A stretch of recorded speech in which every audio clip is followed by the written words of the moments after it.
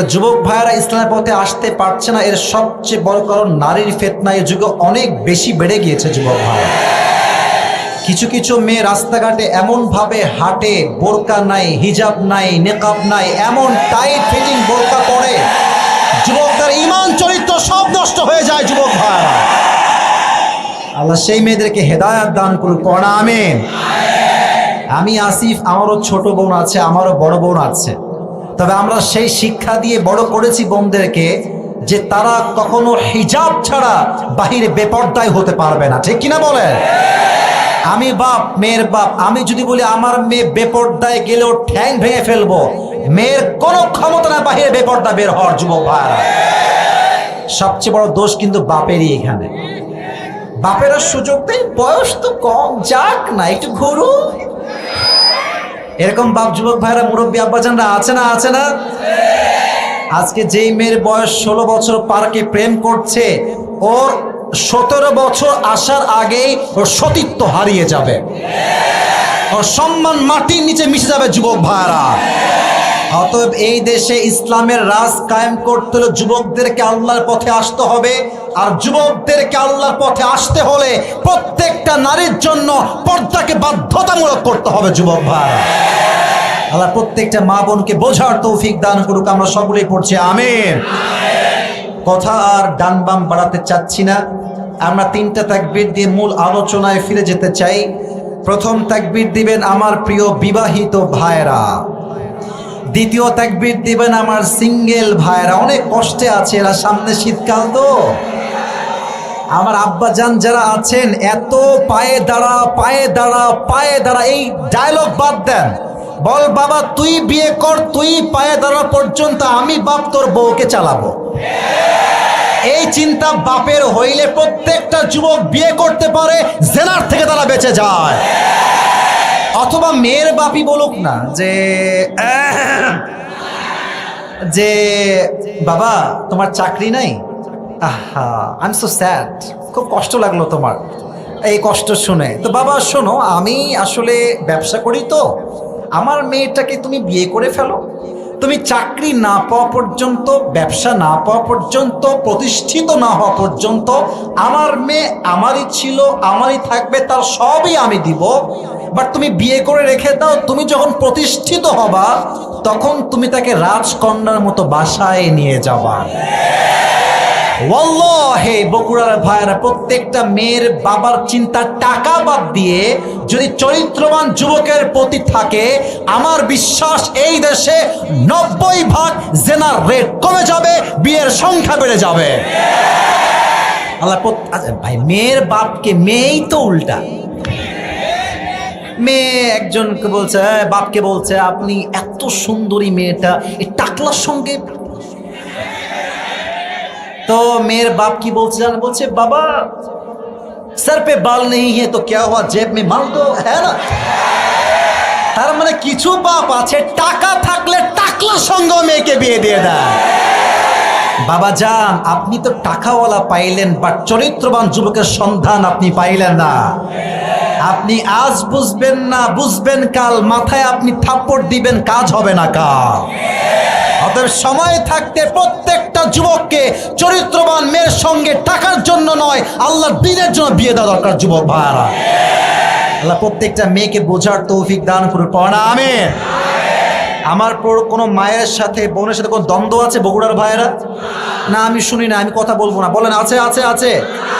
আপনারও বোন আছে, আমারও বোন আছে, আপনারও মা আছে, আমারও মা আছে। স্পষ্ট কথা ভাই, যেই মেয়ে আমাকে টাকার জন্য বিয়ে করতে চায় ও তো আমার বউ হওয়ার যোগ্যতাই রাখে না। যুবক ভাইরা, যে মা আমাকে আল্লাহ রসুলের জন্য বিয়ে করতে চায়, দিনের জন্য বিয়ে করতে চায়, সেই তো আমার বউ হওয়ার যোগ্যতা রাখে, ঠিক কিনা বলে? আল্লাহ সিঙ্গেলদের কষ্ট শীতকালের আগেই দূর করে দিক। এ বোঝে নাই রে সোনামণিরা, বোঝে নাই। আরেকবার জোরে সোরে কর না আমিন। বিবাহিত ভাইয়েরা সবাই রেডি আছেন তো? আরে यार बताओ, রেডি हो तुम लोग? বিবাহিত ভাইরা তাকবীর দেন, লিল্লাহি তাকবীর। এই সাউন্ড ভালো আছে সিঙ্গেল ভাইরা, তোমরা হেরে যাবে নাকি আজকে? সিঙ্গেলরা একটু শ্বাস নাও। এবার দেখি সিঙ্গেল ডাক পারে নাকি আসলে বিবাহিতদের জোর বেশি ছিল। লিল্লাহি তাকবীর। আপনারা এখন বিবাহিতরা 80 নাম্বার কম পেয়ে ফেল। সিঙ্গেলদের গায়ে কষ্টের জন্য জোরই আছে একটা আলাদা। আচ্ছা, আমরা এবার সবাই মিলে তাকবীর দিব। সভাপতি সাহেব সহ আমি সহ সবাই স্টেজ ভেঙে নিচে পড়ে যাব, ঠিক আছে? সেই লেভেলে তাকবীর দিবেন। বগুড়া সুলপুর রেডি সবাই? একবার দিবেন জাস্ট এমন জোরে প্রত্যেকটা মায়ের কানে যাবে, বোনের কানে যাবে, মাহফিলের মঞ্চ একটা কাঁপুনি ভাব আসবে, ঠিক আছে? লিল্লাহি তাকবীর। আল কোরআনের আলো। ভুল হয়েছে, ওকে, সংসদে জালো। Let's try again. আল কোরআনের আলো, আল হাদিসের আলো, কোরআন হাদিস যেখানে, আলেম ওলামা যেখানে, বগুড়াবাসী যেখানে, শেরপুরবাসী যেখানে, আল্লাহ তাআলা কবুল করুন। সকলেই পড়া আমিন।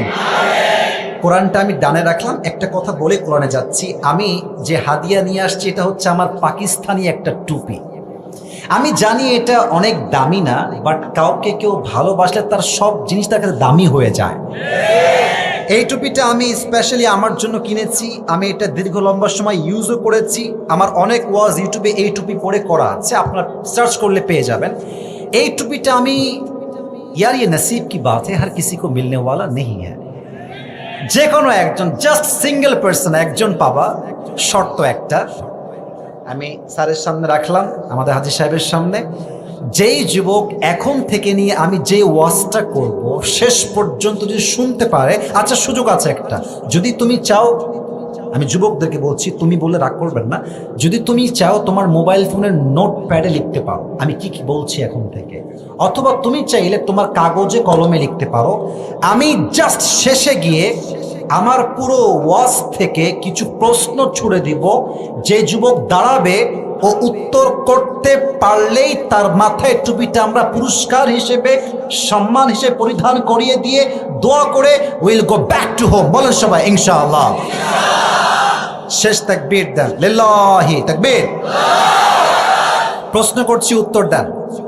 বলেন তো আমাদের ইসলামের মোট খলিফা, খুলাফায়ে রাশিদিন মোট কয়জন? আমি ইঙ্গিত দিয়ে আগেই বলে দিয়েছি, বলেন সবাই কয়জন?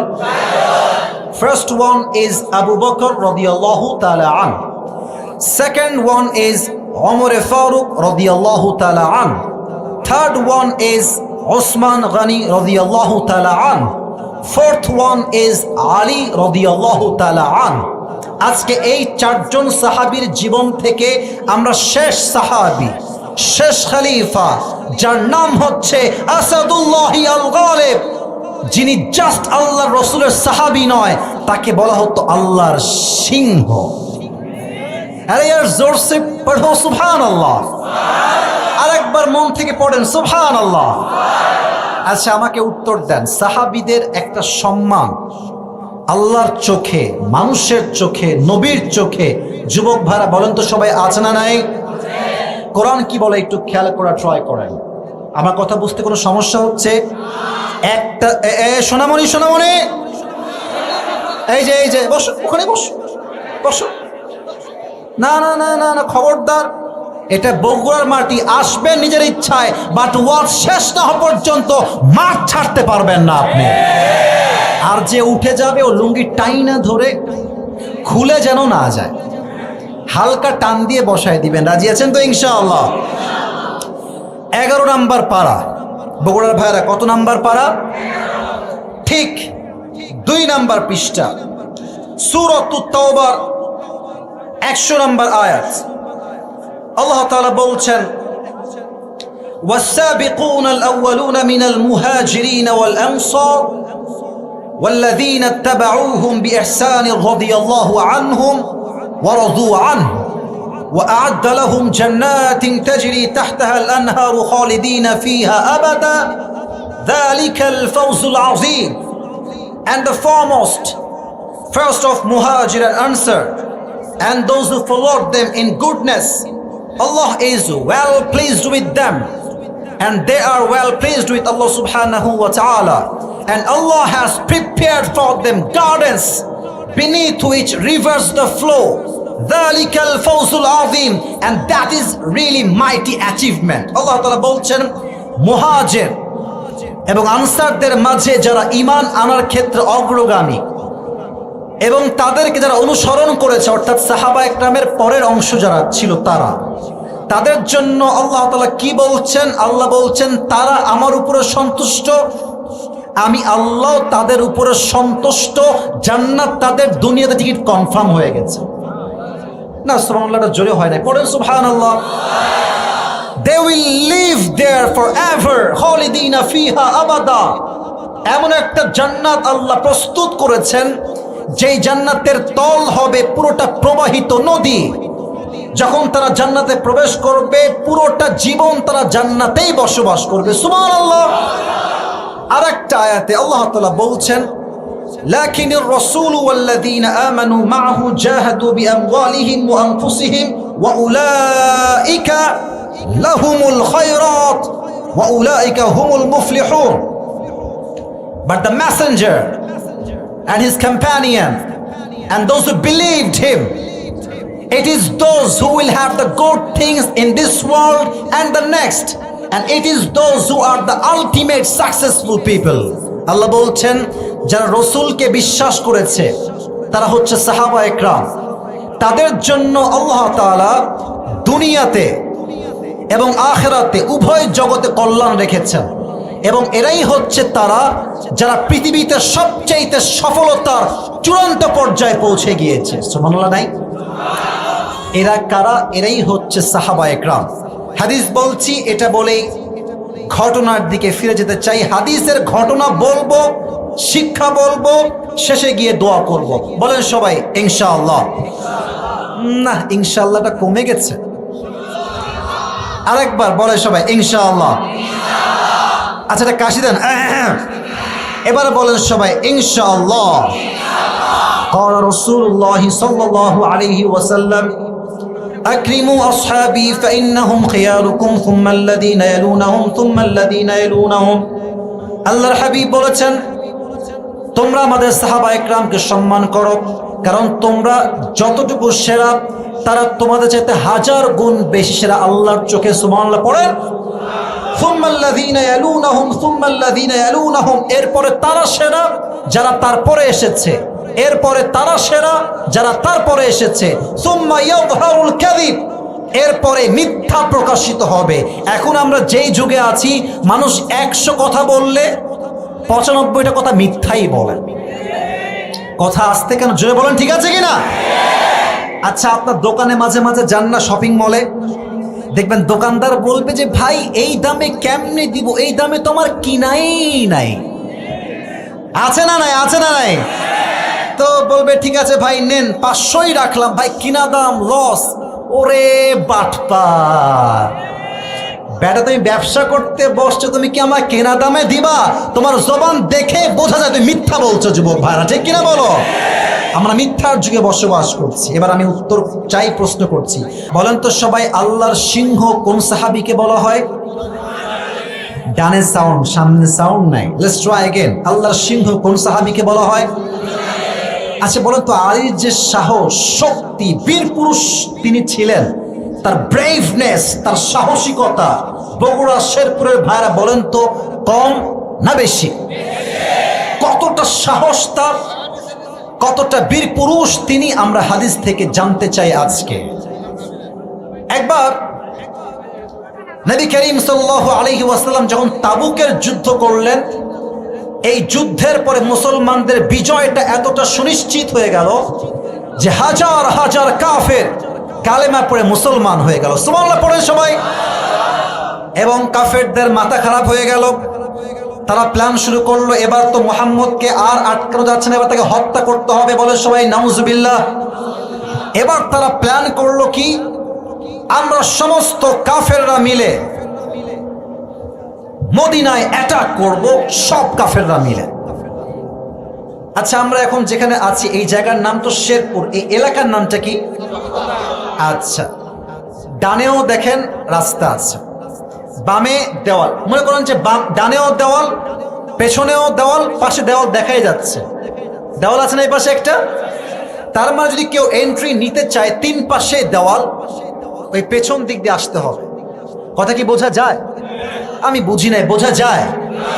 তো নবীজি সাহাবা একরামদেরকে পরামর্শ করলেন যে সাহাবা একরাম শোনো, কাফেররা তো আমাদেরকে অ্যাটাক করতে চায় মদিনায়, আমরা কি প্রিপারেশন নিব এই যুদ্ধের জন্য। এক সাহাবী, তার নাম হলো সালমান ফারসি রাদিয়াল্লাহু তাআলা আনহু, তিনি বললেন, ইয়া রাসূলুল্লাহ, ইয়া হাবিবাল্লাহ, মদিনা চতুর্দিক থেকে দেওয়াল দিয়ে বেষ্টিত, এদিকে দেওয়াল, এদিকে দেওয়াল, এদিকেও দেওয়াল, আসার রাস্তা জাস্ট একটা। যদি আমরা ওই রাস্তায়, পুরো রাস্তাটা কুয়া বা খাল, পুকুর, নাম শুনছেন? আরে ভাই, আমরা তো গ্রামের ছেলে, আমরা অনেক সময় পুকুরেই তো গোসল করি। তো বললেন, ইয়া রাসূলুল্লাহ, আপনি পুরো জায়গাটা লম্বা 5 কিলোমিটার, বগুড়া শেরপুরের ভাড়া কত কিলোমিটার, খাল খনন করেন, আর এর গভীরতা হবে 4 মিটার। কত মিটার? এটা চওড়া হবে 9 মিটার। বলেন সবাই, শেরপুরের ভাড়া কত মিটার? তাহলে লম্বা হবে 5 কিলোমিটার লম্বা, আর চওড়া হবে 9 মিটার, আর গভীর হবে 4 মিটার। সব সাহাবা একরাম মিলে নেমে গেলেন মাঠে খনন করার জন্য। মাত্র কয়েকদিনের ব্যবধানে লম্বা 5 কিলোমিটার বিশাল বড় তারা খাল খনন করলেন। সুবহানাল্লাহ। এবার কাফেররা যখন মদিনায় অ্যাটাক করবে, ওই রাস্তা দিয়ে আসছে, এসেই দেখছে কিরে, রাস্তা তো আর নাই, সব পানি আর পানি, পানি আর পানি। তো তাদের যেই সবচেয়ে বীর পুরুষ, তার নাম হচ্ছে কাফেরদের মাঝে আমর বিন মারহাব। এটা মাথায় রাখেন, পুরস্কার দেওয়ার সময় জিজ্ঞেস করব, ওই কাফের নাম হচ্ছে আমর বিন মারহাব। এই বলছে, এই কাফেররা শোনো, মুসলমানরা চায় আমরা যেন অ্যাটাক করতে না পারি, তাই তারা মদিনার পুরো রাস্তা খাল খনন করেছে। এটা আমাদের ব্যক্তিত্বে আঘাত, চুল পরিমাণ বরদাস্ত হবে না। আমি একাই পুরো মদিনায় অ্যাটাক করবো আজকে, আমি থামতে পারবো। ও এমনি সাহসী তো, লাভ দিয়েছে। 5 কিলোমিটার রাস্তা সাঁতরে পার হয়ে গেছে, আর বিশাল বড় একটা খঞ্জর বা ছুরি নিয়ে, তলোয়ারি নিয়ে বলছে, মুসলমানদের বাচ্চা, কে কোথায় আছিস, বের হয়ে আয়। কে আছিস, আমাকে মোকাবেলা করবি, বের হয়ে আয়। সব মুসলমানরা বের হয়ে আসছে, দেখছে আমর বিন মারহাব দাঁড়িয়ে আছে। সে এতটা শক্তি ছিল তার গায়ে, এদিকে তাকান, সে বাম হাত দিয়ে ঘোড়ার মাথা ধরত, আর ডান হাত দিয়ে তরবারি ধরে শত্রু কল্লা এক চান্সে আলাদা করে দিত। তার শক্তি, যুবক ভাইরা, মুরব্বীরা, কম না বেশি? সব সাহাবীরা আসছে, নবীজিও আসছেন। নবীজি বলছেন, কাফেররা শোনো, তোমাদেরকে আল্লাহ পরাজিত করবেন, আমাদেরকে বিজয় দিবে একজন, তিনি কে? কে আছে মুসলমানদের মাঝে যে মারহাবকে মোকাবেলা করবে? দাঁড়িয়ে যাও, স্ট্যান্ড আপ, দাঁড়িয়ে যাও। অবাক করা বিষয় হচ্ছে, ওমরে ফারুকের মতো সাহাবীও ভয় পেয়ে গেছে, বসে আছে, দাঁড়াচ্ছে না। সব সাহাবী চুপচাপ। আসেন মূল পয়েন্টে, মূল পয়েন্টে। এবার আলী দাঁড়িয়েছে, ইয়া রাসূলুল্লাহ, আমি মারহাবকে মোকাবেলা করব। নবীজি বলছে, আরে পিচ্চি, বসো। আরে বাবু বসো, তোর বয়স কত? জাস্ট 23 ইয়ার্স ওল্ড, 23 বছর বয়স, বসো। ওইটা কে আর তুমি কে? বাবু তুমি বসো। আলী বসে গেছে, কেউ দাঁড়ায় না। নবীজি বলছে, কে আছে? দাঁড়াও, স্ট্যান্ড আপ, দাঁড়িয়ে যাও, মোকাবেলা করো। কোন সাহাবী দাঁড়ায় না। আবার আলী বলছে, ইয়া রাসূলুল্লাহ, আমি হাজির, আমাকে দেন। স্টপ, বসো, বসো, তুমি বসো, তোমাকে দিয়ে হবে না, তোমার বয়স খুবই কম। কে আছো? দাঁড়িয়ে যাও। থার্ড টাইম, তৃতীয়বার আলী আবার, নবী, ছোট ঝাল, আপনার ঝাল ছোট, মানে মরিচ ছোট, ঝাল বেশি। নবীজি বলছে, আলী, এতবার তুমি দাঁড়িয়েছো, যাও, আমি তোমাকে বিশ্বাস করে তোমার হাতে জুলফিকার আমি নিজেই তুলে দিলাম। তরবারি তুলে দিলেন হাতে। এবার আলী আসছে মারহাবের কাছে। ভাইরে, এই হাদিসগুলো শুনলে আসলে দিলের জজবা বেড়ে যায়, মনেই হয় যে মুসলমান কোনো বিড়ালের জাত নয়, মুসলমান তো সিংহের জাত। এবার আলী চলে আসছে আমর বিন মারহাবের কাছে। আমর বিন মারহাব কয়, ইয়ার ইয়ে বাচ্চা কাহা সে আ গিয়া, এই বেবি কই থেকে আসলো? ও তো বিশাল বড় দেহ, তার বয়স হবে 40 থেকে 45, তাগড়া। বলছে তুমি কে গো?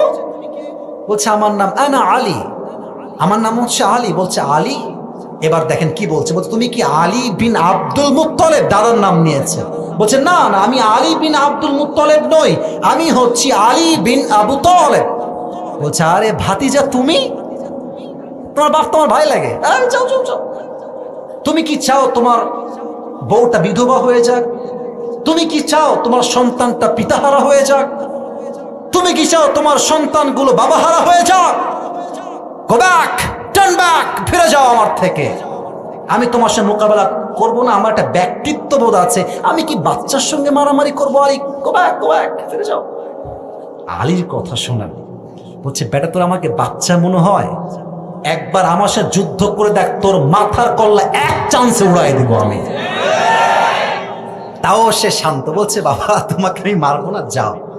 কিন্তু আলী বিন আবি তালেব বলছে তুমি আমারে মারবো না তো কি হয়েছে, আমি তোমারে মাইরাই ছাড়বো আজকে। এবার তো আমর বিন মারহাবের মাথা ঠিক নেই, বলছে বেয়াদব, এত বড় সাহস আমাকে মারবা, আসো আমাকে অ্যাটাক করো। কিন্তু অ্যাটাক করতে বললে তো অ্যাটাক করা যায় না। মুসলমান আমাদের একটা ইতিহাস আছে, গৌরব আছে, আমরা কাউকে আগ বাড়িয়ে মারতে যাই না। যখন কেউ আমাদেরকে মারতে আসে তখন আমরা ডিফেন্স অ্যাটাক করার জন্য আমরা তাকে হত্যা করতে বাধ্য হই। তো বলছে তুমি আমাকে আগে অ্যাটাক করো, আসো। আমর বিন মারহাব তার বিশাল বড় তরবারি নিয়ে, look at my body structure, look at my movement, look at my body language, আমার দেহের যে আকার আকৃতি আমি দেখাচ্ছি বোঝা ট্রাই করেন। সে তার তরবারি নিয়েছে একদম পেছনে, সামনে না পেছনে? আরে বগুড়া সাউন্ড হয় না, সামনে না পেছনে? আর সমস্ত শক্তি দিয়ে জমিন থেকে লাফ দিয়ে উপরে উঠেছে, পেছনে কিন্তু হাত। এই দুই হাত দিয়ে সমস্ত শক্তি দিয়ে আলী বিন আবি তালেবের ঠিক এই ঘাড় বরাবর তরবারি দিয়ে আঘাত করেছে। আর আলী রাদিয়াল্লাহু তাআলা আনহু তার সমস্ত রণকৌশল দিয়ে, যুদ্ধের কৌশল দিয়ে, ঢাল দিয়ে অ্যাটাকটাকে মোকাবেলা করেছেন। আলীর গায়ে এক চুল পরিমাণ কোনো আঘাত লাগে না। এবার আমর বিন মারহাব বলছে আলী আমি তো অ্যাটাক করলাম, এবার তুমি আমাকে অ্যাটাক করো।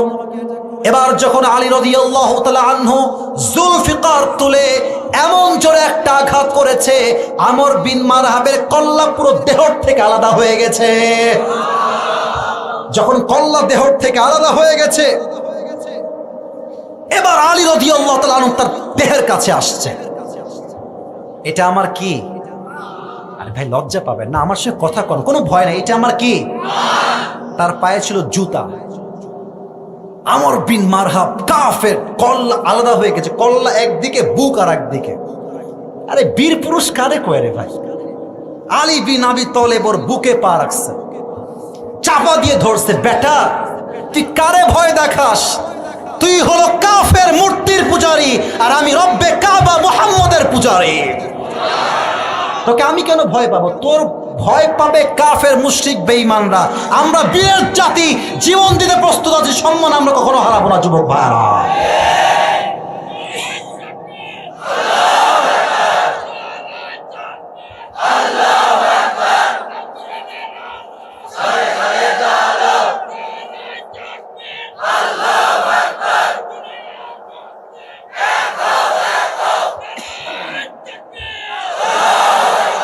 এটাও বাঘের বাচ্চা, মাশাআল্লাহ, আল্লাহ কবুল করুন, পড়া আমিন। আচ্ছা বলেন তো একটা উত্তর আমাকে, আলী রাদিয়াল্লাহু তাআলা আনহুর বইয়ের নাম কি ছিল? সবার থেকে শুনতে চাই, নাম কি ছিল?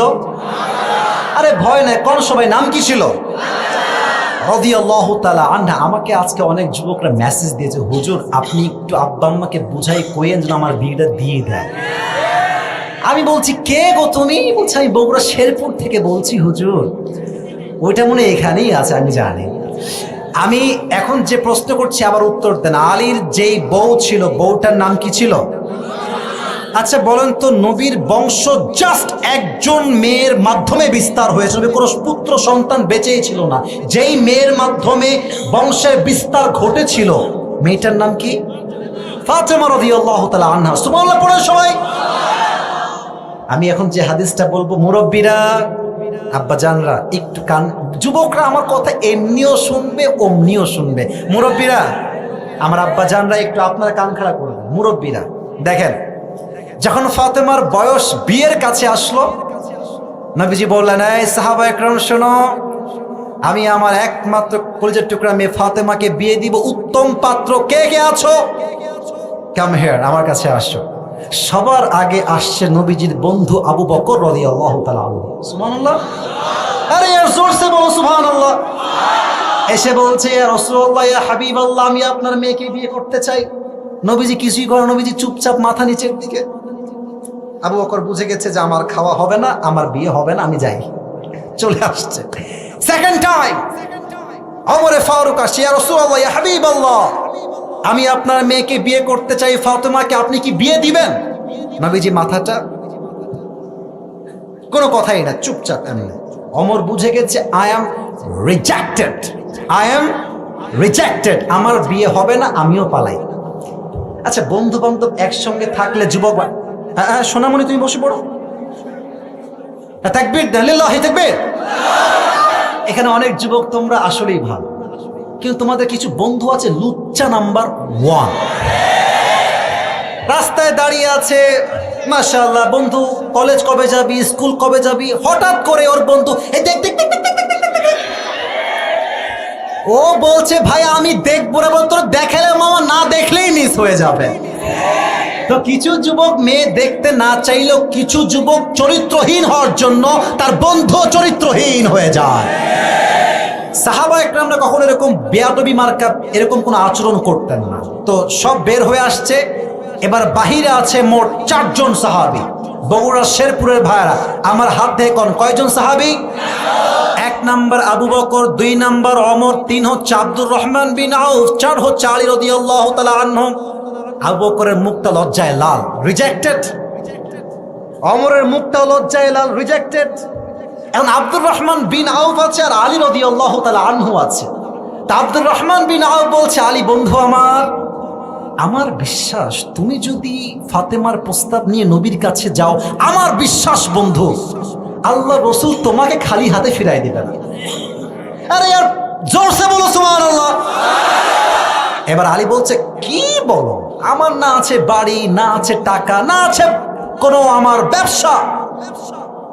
আব্দুর রহমান বিন আউফ বলছে, রাখে আল্লাহ মারে কে, মারে আল্লাহ রাখে কে। আরে ট্রাই তো করো, ট্রাই করতে দোষ কোথায়, ঠিক কিনা বলো? এবার আলী রাদিয়াল্লাহু তাআলা আনহু লজ্জায় লজ্জায় নবীর কাছে আসছে, একবার ডানে একবার বামে, এদিক ব্রিং তিরিং ব্রিং তিরিং ব্রিং করছে। তো নবীজি বলছে, আলী চাল এদিকে আসো, কি হয়েছে তোমার, লজ্জা কেন, কি বলবা বলো। আলী নবীর কাছে আসার আগে জিব্রাইল ওহী দিয়েছে, ইয়া রাসূলুল্লাহ, আলী আপনার কাছে ফাতেমার বিবাহের প্রস্তাব নিয়ে আসছে। আলী ভাই মাথা নিচু করে বলছে, নবীজি কিভাবে বলি, কেমনে বলি, আপনি রাগটা করেন কিনা। বলছে, বলবা তো, কি বলতে চাও বলো। আলী বলছে, নবী আমি আপনার মেয়ে ফাতেমাকে বিয়ে করতে চাই। নবীজি আগের 2 বার ছিলেন, এই যে রাইট বলছেন, কথা ঠিক আছে, আগের 2 বার ছিলেন কিপ কোয়াইট, কিপ সাইলেন্ট, কোনো কথা নাই, একদম চুপ। এবার তিনি ইয়েসও বললেন না, নো বললেন না, উনি জাস্ট বললেন, আলী যাও ইনশাআল্লাহ। আরে কোন আলহামদুলিল্লাহ, কেন আলহামদুলিল্লাহ? দেখবেন বিয়ে হয়ে গেলেই সবাই আলহামদুলিল্লাহ হয়ে গেছে, যাও যাও যাও যাও। তো ইনশাআল্লাহ বলার পরে আলী আবার ইনশাআল্লাহর অর্থ বোঝে নাই, এ প্যাস লাগছে এখানে। আলী আসছে মন মরা, আর ওই যে বন্ধু আব্দুর রহমান বিন আউফ পাঠাইছিল, ও বুঝে গেছে আজকে আমার বাস নিশ্চিত। আমি পাঠাইছি বন্ধু, রিজেক্ট খাইছে, আমার তো কপালে মায়ের আছে, পালাচ্ছে দৌড় দিয়ে। ভাবছে জিজ্ঞেস করে কি হলো আসলে, আবার দৌড় দিয়ে আসে, আলী কি হলো গো, নবী কি বললো? বলছে, বন্ধু আমিও রিজেক্ট খাইছি। তো বলছে, নবী কি কিছুই বলে নাই? তো বলছে হ্যাঁ নবীজি একটা কথা বলেছেন, শুধু বলেছেন ইনশাআল্লাহ। আব্দুর রহমান বিন আওফ বলে ডাজন্ট মেক এনি সেন্স। বন্ধু তুমি কি বোঝো না, নবীর ইনশাআল্লাহ মানে বিয়ে অর্ধেক ডান হয়ে গেছে। এবার নবীজি মা ফাতেমার কাছে আসছে, ডাক দিয়ে বলছে ইয়া ফাতেমা, তোমার জন্য এই মদিনার তল্লাটে সবচাইতে চরিত্রবান যুবক আলীর সন্ধান পেয়েছি মা। Do you agree with that proposal? তুমি কি একমত আছো? ফাতেমা ইয়েস না নো না, জাস্ট ইনশাআল্লাহ না, জাস্ট একটু মুচকি হাসি দিয়েছে। নবীজি বলছে আলহামদুলিল্লাহ। বিয়ের ক্ষেত্রে যারা আছেন আমার বাবারা, ভাইয়েরা, মেয়ে ইয়েস বলা জরুরি নয়। যদি মেয়ে একটু মিটি মিটি হাসে বুঝবেন দাল মে কুছ কালা তো জরুর হ্যায় ইহাঁ পে, ঠিক কিনা বলো? তাহলে কি বুঝলেন শিক্ষা আব্বা জান? আপনি আপনার মেয়ের জন্য ছেলে দেখেছেন, আপনার পছন্দ, আপনার মেয়ের পছন্দ হয়েছে কিনা you have to justify that first, ঠিক কিনা বলো?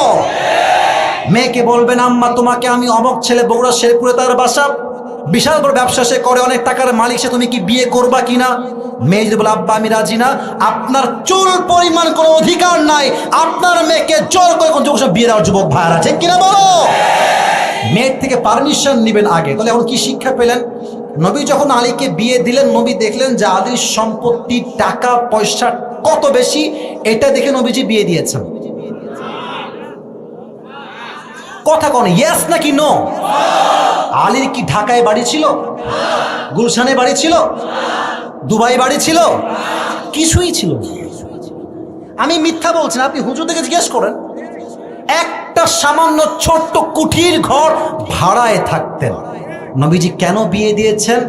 টাকা না থাকতে পারে, বিশাল বড় ফ্ল্যাট না থাকতে পারে, বাট যার কাছে উত্তম চরিত্র আছে তার কাছে তো একজন মেয়ে বউ হিসেবে সুখী হবে, যুবক ভাই। অতএব আব্বা জান যারা আসছেন, মেহেরবানি করে টাকাওয়ালার সঙ্গে নয়, চরিত্রবান যুবকের সঙ্গে মেয়েকে বিয়ে দেওয়া লাগবে, যুবক ভাইরা, ঠিক কিনা বলো? আল্লাহ আব্বা জানদেরকে বোঝার তৌফিক দান করুন, পড়া আমিন। এবার যারা বিবাহিত ভাইরা আছেন, সিঙ্গেলরাও বইল, বিয়ের পরে ঝগড়া মারামারি নাই? কথা কয় না কেন? আছে না নাই রে ভাই? বিয়ে হচ্ছে এমন একটা লাড্ডু, দিল্লি কা লাড্ডু হ্যাঁ, খাओगे तो भी पछताओगे, नहीं खाओगे तो भी पछताओगे, খাইলেও আফসোস, না খাইলেও আফসোস, ঠিক কিনা বলেন? তা আমার মনে হয় না খাওয়ার চাইতে খেয়ে আফসোস করাই ভালো মনে হয়, ঠিক আছে? দেখেন বিয়ের পরে একদিন আলীর সঙ্গে ফাতেমা, আচ্ছা রাত বেজে গেছে 11:40, আমার সময় দেওয়া ছিল 1 ঘন্টা, প্রায় শেষের কাছাকাছি। 12টা পর্যন্ত কি আজকে ওয়াজ হবে না? হবে না? হবে না? ইনশাআল্লাহ হবে না? তাকবীর, তাল্লিল্লাহি তাকবীর। একদিন ফাতেমার সঙ্গে আলী তুমুল ঝগড়া, সেই লেভেলের ঝগড়া। আলী বলছে ধুর বাড়িতেই থাকবো না, বাড়িতে চলে গেলাম আমি। সত্যি বাড়ি থেকে বের হয়ে গেছে। এবার নবীজি বাসায় আসছে, ফাতেমা এই না আলী, আলী কোথায়? ফাতেমা তো ভয় পাচ্ছে, আমি যদি বলি রাগারাগির জন্য বের হয়ে গেছে, খবর তো আমার হয়ে যাবে। আর যদি আজকালকার শ্বশুর হতো, এত বড় সাহস, আমার মেয়েকে ধমক দিয়েছে, আজকে জামাইয়ের একদিন কি আমার একদিন। আর মেয়েরাও কম চালাক না, বাসায় যা হবে মা বলো বলো বলো বলো। কিছু মেয়ে আছে শ্বশুর বাড়ির কথা তিলকে তাল বানিয়ে বয়ান করে দেয়। আর বাবা বলেছি আমার মেয়েটা কত অবুঝ, এটা ডাইনি বুড়িরা বাপ জানেই না। তো নবীর আচরণ দেখেন, মুরব্বী আব্বা জান, ও আব্বা জান, ও মুরব্বী যুবক ভাইয়ারা এদিকে তাকাও। নবীজি বলছে কত বড় সাহস তোমার, তুমি আলীর সঙ্গে ঝগড়া করেছো মা, খবরদার নেক্সট টাইম আর ঝগড়া করবো না। নবীজি শ্বশুর হয়ে দোজাহানের সর্দার তিনি নিজেই আলীকে খোঁজার জন্য লাঠিতে ভর করে বাহিরে বের হয়ে গেলেন। গিয়ে দেখছে আলী ওই দূর মরুভূমিতে একটা চাদর বিছিয়ে রাগে কিটমিট করছে আর এমনি শুয়ে আছে। বইয়ের উপরে রাগ উঠলে ভাই কাউরে বলা যায় না, যার রাগ উঠে একমাত্র সে বোঝে এই রাগের তেজ কত বেশি, যুবক ভাই। তা আলী ওইদিকে ফিরে তাকায় আছে, শুয়ে আছে। নবীজি বলছে চলো, এই মাটির বাপ আলী স্টপ, কান্নাকাটি করো না, ওঠো। উঠেছে, হাত ধরেছে, সোজা বাসায়। আচ্ছা বাবু তোমার হাত দাও দেখি, এই যে এই হাত দাও। মনে করে এটা হচ্ছে আলীর হাত। এটা কার হাত? এক্সাম্পল, নট আলীর হাত, এটা এক্সাম্পল, উদাহরণ। এটা কার হাত? রাদিয়াল্লাহু তাআলা আনহু। আপনার এটা হাত দিবেন, এই হাতটা দেন। মনে করেন এটা হচ্ছে ফাতেমার হাত। ভাই আমি কিন্তু এক্সাম্পল দিচ্ছি, এটা কার হাত? তো নবীজি আলীর হাত ধরেছে এমনে, দেখা যায়? আরে यार বাতাও, দেখা যায়? এটা আলীর হাত, এটা ফাতেমার হাত। নবীজি বলছে ফাতেমা এদিকে আসো। ফাতেমা বলছে আমি যাব না, ঝগড়া হয়েছে, যাব না। ফাতেমা এদিকে আসো, ধমক দিয়েছে, দৌড় দিয়ে আসছে, হাত ধরেছে। এবার নবীজি আলীর ডান হাত বুকে রাখছে, তার উপরে ফাতেমার হাত রাখছে, আর তার উপর নবীজি নিজের হাত রেখেছে। সুবহানাল্লাহ পড়বেন না আপনারা? এমনি হাত ধরেছে তিনজন। এটা হচ্ছে ফাতেমার হাত, এটা আলীর হাত, তার উপরে নবীজির হাত। আরে यार বাতাও তো সুবহানাল্লাহ। এবার নবীজি কি চালাক দেখেন, আগে মেয়েকে বলছে মা, সরি মেয়েকে না, ছেলেকে, ভাই ভুল জারি হোক সরি বলতে হয় ছেলেদেরকেই রে ভাই। মেয়েদের রগ এত বেকার, যতই ভুল করুক, কথা বলেন ঠিক আছে কিনা, ওরা সরি বলবে, কিন্তু এইদিকে এইদিকে বলবেই না। তোমারই দোষ, সব তুমি সব করেছো। একজন স্বামী সংসার টিকাবার জন্য নিজেকে নির্দোষ যেন বাধ্য হয়ে সরি বলতে হয়। নবীজি বলছে আলী বলো ফাতেমা আই লাভ ইউ। সুবহানাল্লাহ পড়েছো ভাই? আই লাভ ইউ মানে কি? রাগ মাগ সব খতম। এখন থেকে আমরা আবার মিউচুয়াল আন্ডারস্ট্যান্ডিং এ আসলাম। তুমিও আমার, আমিও তোমার, তোমার ভুলও আমার, তোমার সব গুণও আমার, ঠিক কিনা বলো? এবার বলছে ফাতেমা তুমিও বলো সরি। এখন যেহেতু আলী আগে সরি বলেছে, ফাতেমার ব্যক্তিত্ব দূর হয়ে গেছে। ফাতেমা বলছে Ali I love you too. আমাদের কনভারসেশন আর কি, আলী বলছে আই লাভ ইউ, ফাতেমা বলছে আই লাভ ইউ। জায়গায় সমাধান। যদি এই ঝগড়া আপনি সমাধান না করতে পারেন, এই দেশে আজকে সবচাইতে তালাকের রেট বেড়ে গিয়েছে যুবক ভাইরা। কথায় কথায় তালাক। আর তালাক হবে না কেন? মেয়েরা বিয়ের সময় চরিত্রবান বাদ দিয়ে গাঞ্জাখোর দেখলেই মেয়েদের পছন্দ হয়েছে। যত গাঞ্জাখোর আছে দেখবা সবগুলোর সুন্দরী সুন্দরী গার্লফ্রেন্ড আছে।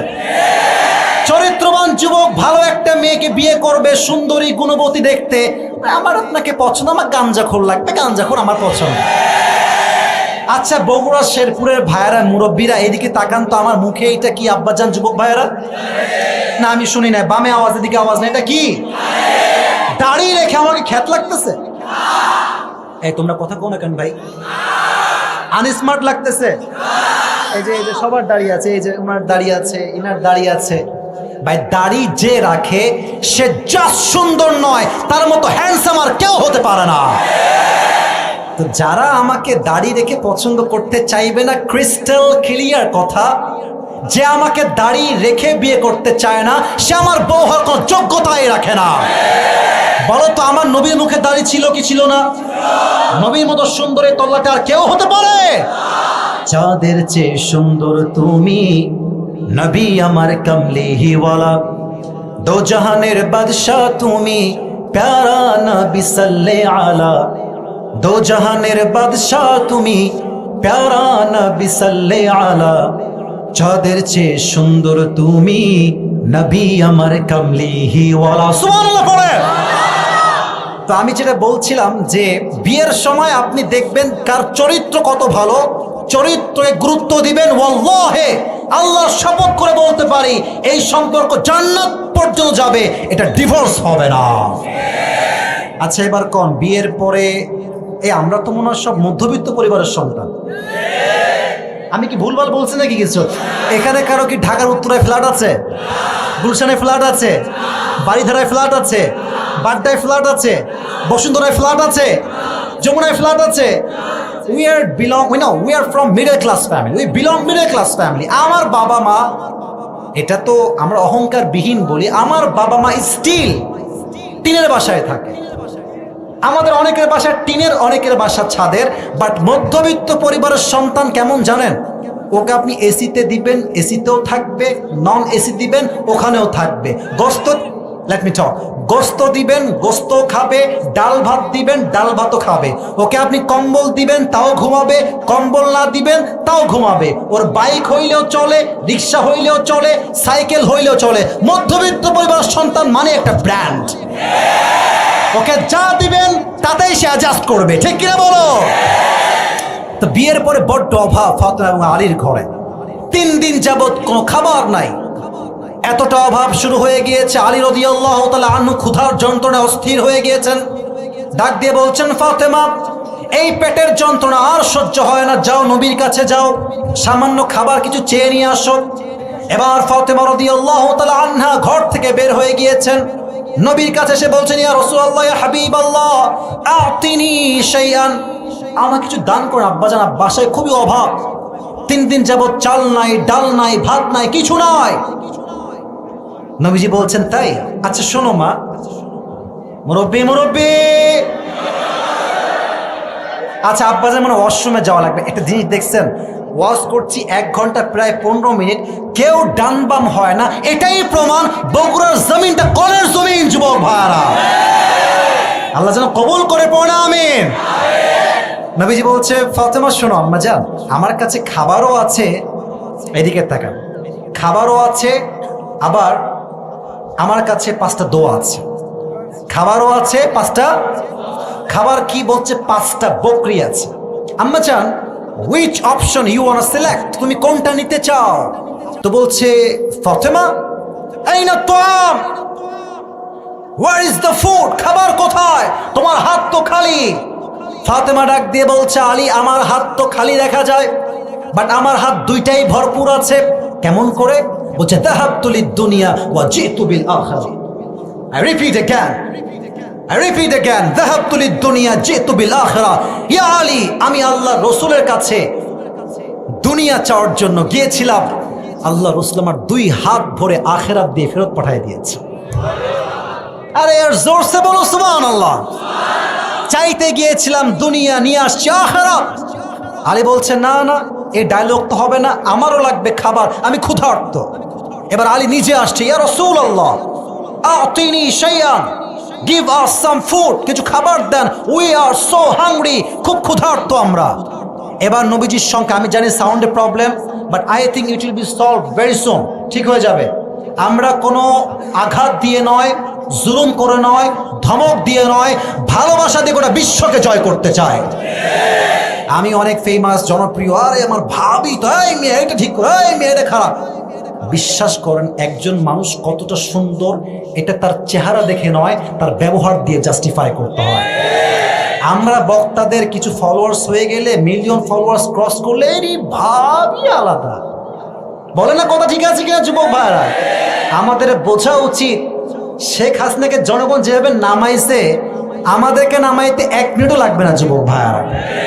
যে জুলুম করবে, অহংকার করবে, তার পতন নিশ্চিত হয়ে যাবে আল্লাহর পক্ষ থেকে, ঠিক কিনা বলো? আর সাউন্ডটা নষ্ট করেন না প্রিয় ভাই আমার। তো এবার আলী আসছে নবীর কাছে, নবীজি খাবার দেন, খুবই ক্ষুধার্ত। আচ্ছা, আগে ছিল বগুড়ার শেরপুরের ভাইরা কয়টা বকরি?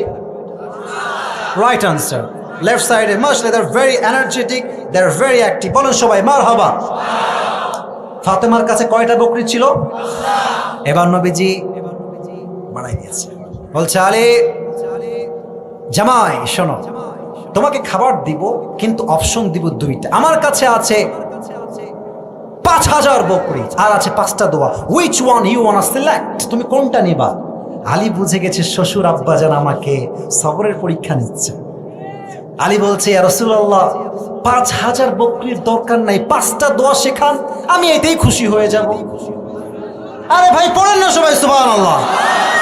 5টা দোয়া শিখে বাসায় ফিরে আসছে। ফাতেমা এবং আলী 2 জন মিলে সবরের সাথে 5টা শব্দের দোয়াল আমর স্টার্ট করেছে। হাদিসে আসছে, অল্প দিনে তাদের সমস্ত অভাবকে আল্লাহ গায়েবী খাজানার দ্বারা দূর করে দিয়েছে। হাতে পরিবারে অভাব আসতে পারে, মধ্যবিত্ত পরিবার বলে, বাট হতাশ হওয়া যাবে না। যে আল্লাহর উপরে ভরসা করে সামনে আগাবে, তার রিজিককে আল্লাহ নিজেই খুলে দিবে যুবক ভাইরা, ঠিক কিনা বলো? শেষ একটা হাদিস বলতে চাই, যেহেতু 12টা বেজে গেছে, বলা যাবে নাকি যাবে না? ওই যে 2 জন কই যায় বাবুরা, সোনামণিরা? 1 জন যাচ্ছে। আচ্ছা, কেউ গেলে ওরা টাইনে ধরতে পারবেন না এবার ইনশাআল্লাহ? যেহেতু আমাদের দেওয়ার টাইম শেষ, এখন যারা আমরা আছি, আমরা আসিফ হুজুরকে চোখের দেখা দেখতে আসি নাই, আমরা আল্লাহর ভালোবাসা আজকের মাহফিলে এসেছি যুবক ভাইরা। সবাই একটা কাশি দেন দেখি, এটা তাকবীর দেন দেখি সবাই, লিল্লাহি তাকবীর। লাস্ট হাদিস, এরপর কোন হাদিস বলবো না। এই দেখেন, যাদের বউ আছে আমার প্রিয় ভাইরা, দেখবেন বউদের ডিমান্ড এত বেশি যে বউয়ের ডিমান্ডে স্বামী ঘুষ খাইতে বাধ্য হয়। কথা না বললে ওয়াজ করবো না। আরো জোরে বলেন ঠিক আছে কিনা?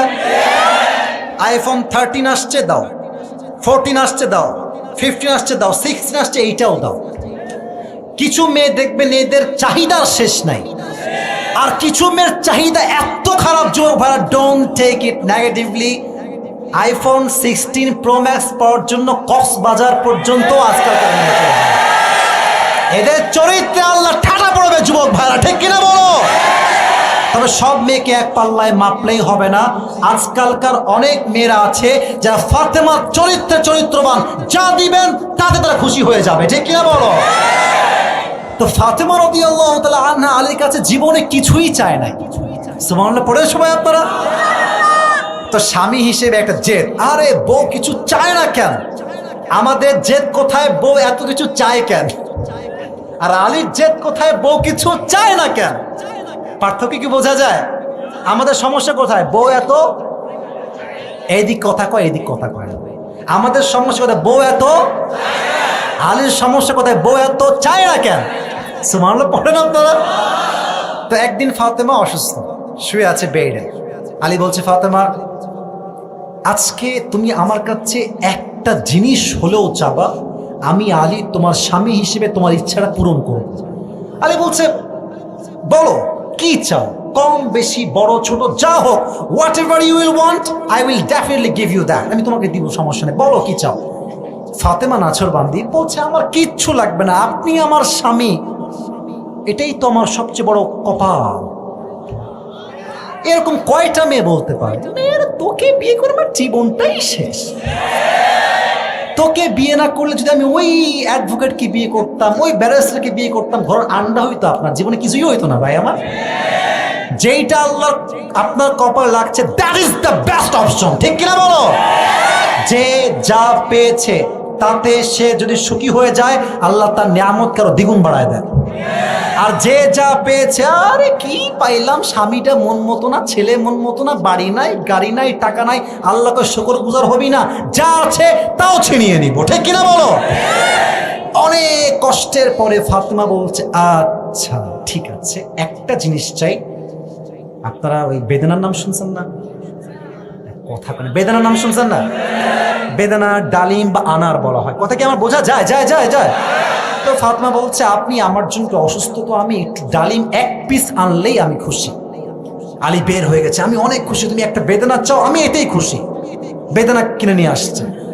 রাস্তার মাঝে গরিবের সঙ্গে দেখা, বলছে, আলী আতিনি শাইআন, কিছু দাও আমাকে, আমি অনেক দিন যাবত ক্ষুধার্ত, একটা মাত্র আনার ডালিম।